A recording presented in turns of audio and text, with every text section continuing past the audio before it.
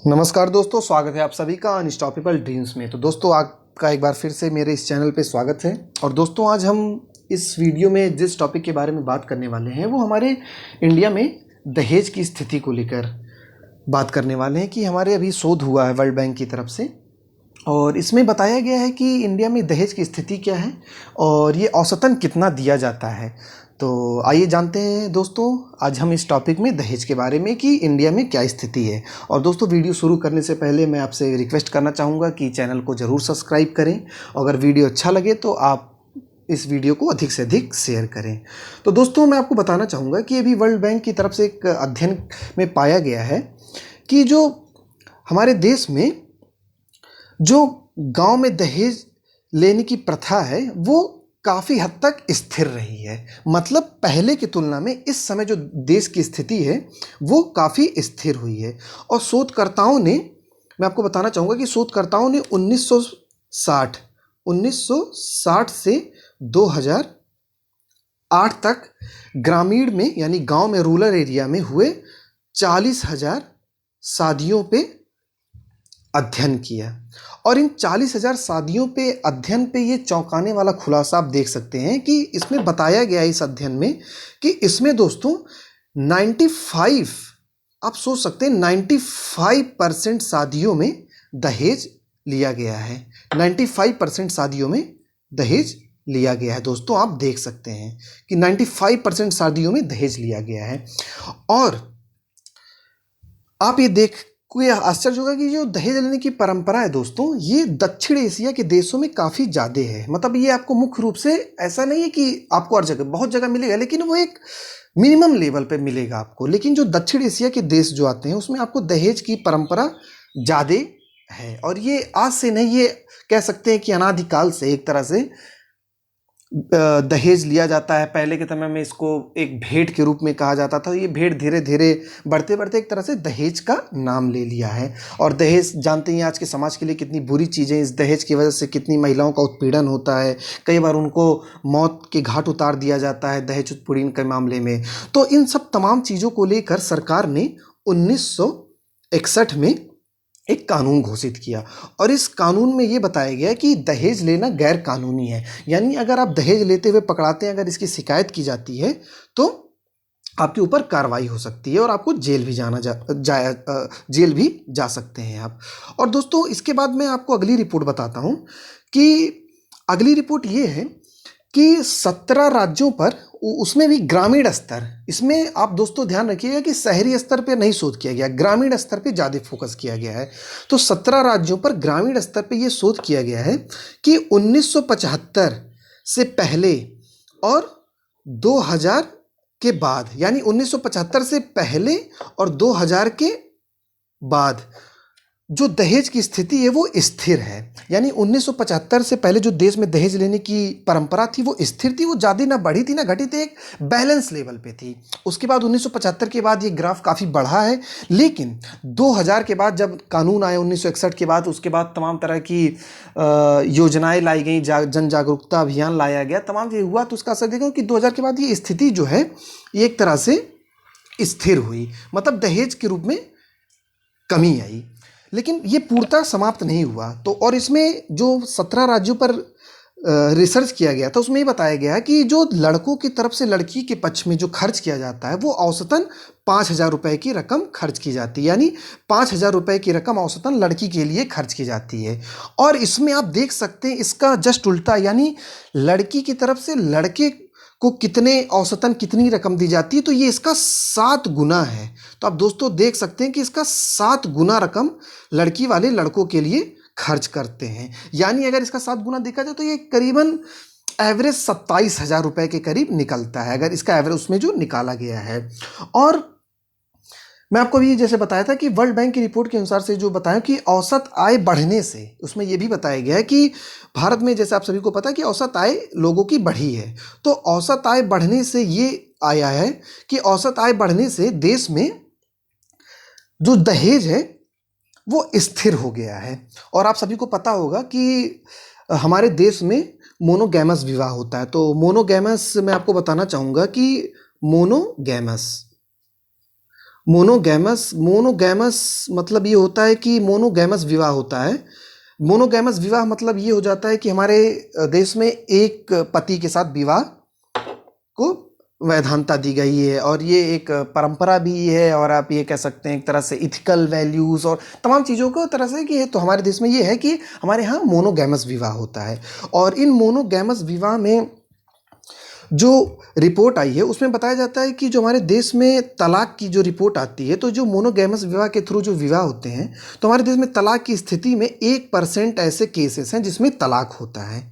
तो आप देख सकते हैं कि 1% की स्थिति, ये काफ़ी अपने आप में अच्छी बात है, लेकिन हम चाहेंगे कि ये 1% भी ना हो, लोग अच्छे से जीवन यापन करें और अलग लोगों के बीच में संबंध विच्छेद ना हो, और वो ऐसे ही आगे अपने परिवार के साथ, अपने जीवन साथी के साथ अपना जीवन यापन करें। तो इसमें भी काफ़ी कमी है दोस्तों कि 1% ही हमारे देश में तलाक की नौबत आती है।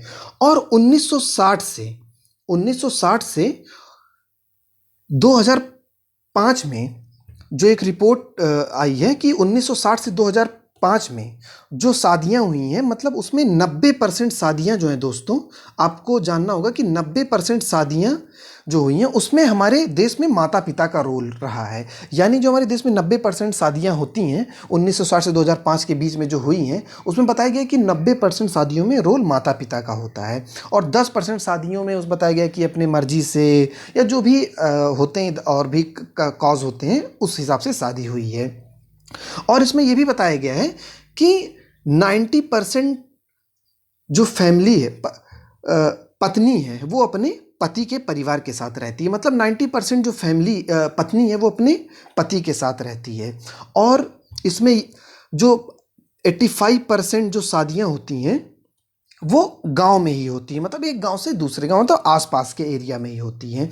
और इसमें जो 78% जो शादियां होती हैं, 78.3, यानी इसको आप 78 भी मान सकते हैं, तो इसमें 78% शादियां जो हैं वो अपनी डिस्ट्रिक्ट में ही होती हैं। तो आप तमाम चीज़ें देख चुके होंगे कि किस तरह से हमारे देश में शादियों का रोल है, और इसमें क्या क्या लोगों की भूमिका और कैसे कैसे शादियां होती हैं।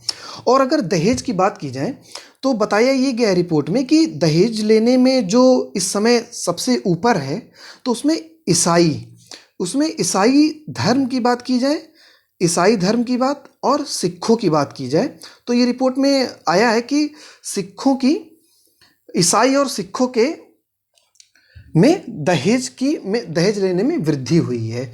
और 1930 से 1975 है, और 1930 से 1975 जो है वो जो बीच का सन है, इसमें जो दहेज की रकम है वो 2 गुनी बढ़ गई है। यानी आप देख सकते हैं कि 1930 से 1975 ये लमसम 50 साल के गैप में ही ये 2 गुनी बढ़ गई थी। लेकिन इसका एक अच्छा परिणाम ये भी हुआ कि 1975 के बाद से हमारे देश में जो दहेज की स्थिति है वो उसमें काफ़ी गिरावट आई है। और हम आशा करते हैं कि आने वाले समय में ये और गिरावट आए, और लोगों को ये पता चले कि शादी करना एक तरह से दहेज लेने का काम नहीं है। आप सभी को पता होगा दोस्तों कि हमारे पड़ोसी स्टेट बिहार और इन तब और भी कई जगह ऐसे हैं जो वहाँ पे ये बताया जाता है कि अगर बच्चा बीटेक कर ले या एमबीबीएस कर ले या जो भी कर ले तो उसकी बोलियाँ लगती हैं, उनका रेट तय होता है कि अगर बीटेक किया हो, अगर ये एमटेक किया तो उसकी इतने लाख रुपए, और ये हुआ। तो इस तरह की हमारे देश में स्थिति है।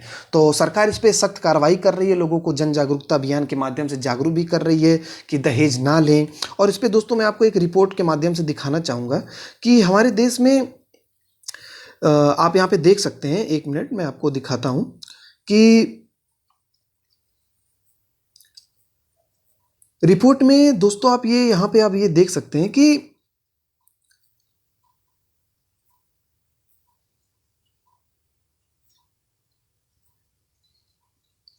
आप यहाँ पे देख सकते हैं कि जो केसेस हैं 2019 और 2020 में कंपेयर करें तो जो डाउरी के लेके यानी दहेज प्रथा को लेके जो मौतें हुई हैं वो 2009 में 208 थी और 2020 में बढ़ के 217 हो गई हैं।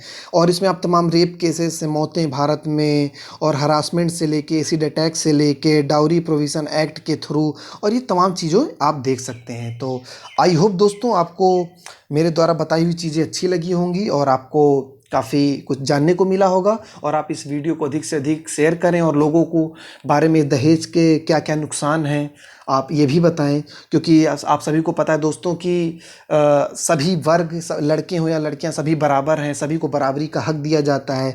तो ऐसा क्यों कि लड़की वाले लड़के को दहेज दें? आखिर आप सभी को समझना चाहिए कि वो भी, अगर एक माता पिता अपने बच्ची को अगर आपको दे रहा है, जो वो 25 साल 30 साल अपने पास रखकर उसको पढ़ाता है, लिखाता है, उसको अपने पैरों पे खड़ा करके उसको अपने काबिल बनाता है, तो मुझे ये चीज़ें नहीं समझ में आती कि आप आखिर दहेज किस बात का लेते हैं। कि कई लोग तो इसको ये नाम देते हैं कि अरे मैंने आप अपनी लड़की को गिफ्ट समझ के जो देना हो दे दीजिए। तो दोस्तों ये एक तरह से मेरे हिसाब से काफ़ी बुरी चीज़ें हैं, और मैं आपको पर्सनली बताना चाहूँगा कि मैं इन सब चीज़ों के बहुत खिलाफ़ हूँ, और मैं अधिक से यही चाहता हूँ कि ये चीज़ें जल्द से जल्द समाप्त हो जाएं। और ये हमारे देश से दहेज, क्योंकि आप सभी को पता है दहेज के लिए पता नहीं कितनी लड़कियाँ मौत के घाट उतार दी जाती हैं, उनको प्रताड़ना की जाती है, घर में उनको मारा जाता है, घरेलू हिंसा के कितने मामले आते हैं। तो आई थिंक दोस्तों ये हमारे देश के लिए, जैसा कि आप सभी को पता है कि अब हम 21वीं सदी में पहुंच गए हैं दोस्तों, और 21वीं सदी का भारत आप सभी को पता है, डिजिटल भारत, युवा भारत, और ये सब चीज़ें अब हमारे देश में एक तरह से धीरे धीरे समाप्ति के कगार पर होनी चाहिए, लेकिन ये समाप्ति के कगार पे नहीं, ये धीरे धीरे और बढ़ते जा रही हैं। तो आई होप दोस्तों कि इस देश में एक अच्छी दिशा में युवा जाए, और इस दहेज के लेके तमाम चीज़ें जो हमारे समाज में कुरीतियाँ व्याप्त हैं, ये जल्द से जल्द ख़त्म हो। और इसके लिए हम सभी को आगे आना पड़ेगा, क्योंकि एक तरह से सरकार का ही काम नहीं है, ये हमारा भी काम है कि लोगों को अवेयर करें कि ये कितनी बुरी चीज़ है। तो आई होप दोस्तों अगर ये वीडियो आपको पसंद आया होगा तो इस वीडियो को ज़रूर लाइक करें और अधिक से अधिक शेयर करें। और इसी नोट के साथ मैं इस वीडियो को समाप्त करता हूँ। जय हिंद, जय भारत।